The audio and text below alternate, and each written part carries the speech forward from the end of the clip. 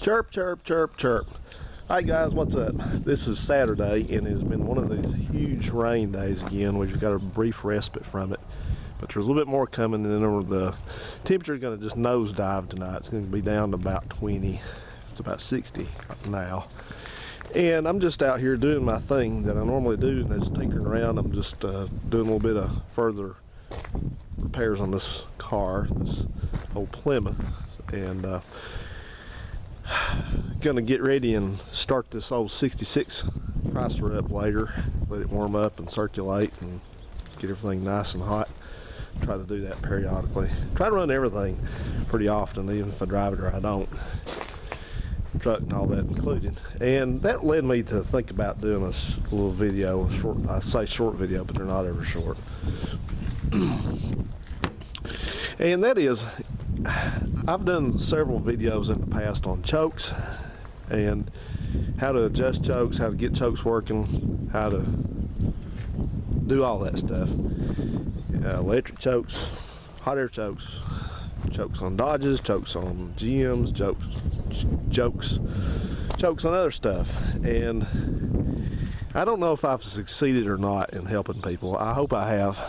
I don't get that many comments anymore, but I got this fleet of old cars here, and I'm proud to say that that car, that truck, and that car in there, everything here that has a carburetor that currently runs has an operating choke. And it's not hard to do. You know, I'm still astounded to this day. And I watch videos, people's videos, and some folks I see that they have some vehicle that had an automatic choke originally, and now they've improved it in quotations by putting a manual choke on it with a knob on it. You know, so you see them trying to start this thing up, and they're, you know, that helped it. That really helped it. And I just wonder, why are people still doing this? Every one of these vehicles here, even that 63 Olds that's under the tarp there, had an automatic choke. The first automatic choke came out in 1932 by Oldsmobile. That's how long ago that this idea sprouted wings and has been used. So I don't understand this thing about chokes that people can't figure out how they work. Choke has to do three things. Choke has to close when it's cold, has to open when it's hot, and it has to be trimmed. I say trim, that means the adjustment where the vacuum brake pops it open a little bit when the engine starts. It's three things you got to do. It's not that hard. You just look at your engine and you say, well, do I have an electric choke, or do I have a divorce choke, or do I have a hot air choke? What do I have? Where's the heat come from? What generates the heat to open the choke up? Where's the adjustment at? It is not rocket science. It really is. So I read the comment on somebody's video that has an old vehicle they're working on. It doesn't matter who it is. They're all nice folks. I like them a lot. But a commenter may have been mistaken, but I hope he was. And he said, well, I thought he was putting an electric choke on some original carburetor. I'm thinking, why? Why would you do that? I hear the same stuff all the time. It's that same excuse. It's like, well, we can't figure out how this original choke works.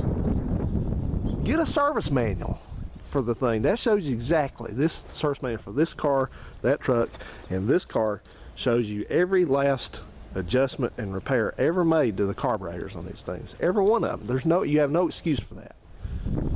It shows how to do the chokes, every last thing. I promise you it does. So, as a matter of fact, let's take a look in here. This is the one to this car right here, I think. No, it's not actually. It's in the house, but like, we'll use this one. This is for a 75 Mopar, I think. And if we just kind of thumb through here, it tells you how to reassemble and disassemble and reassemble the carburetor.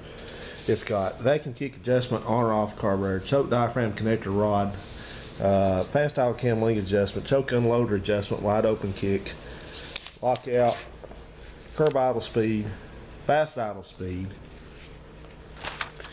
You know, it has every choke control lever adjustment off vehicle, accelerator pump.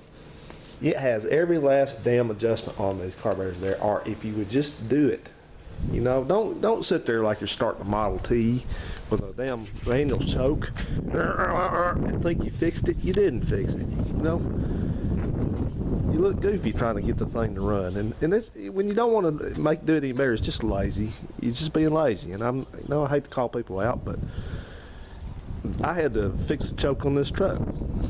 And do you know what the procedure was I had to go through to fix the choke on this truck? You know what it involved?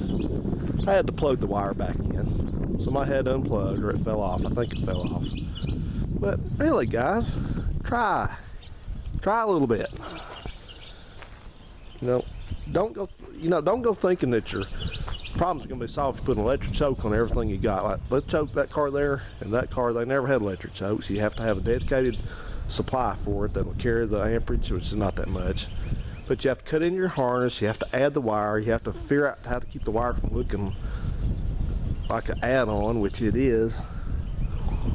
So, you know, it's your vehicles, do as you wish, but tried a lot to help you guys with these chokes. I wish that folks would stop all that stuff about, I can't figure out how this works. I can't adjust it out. I can't figure out how this do this. Well, open a book up and read it, or watch a video.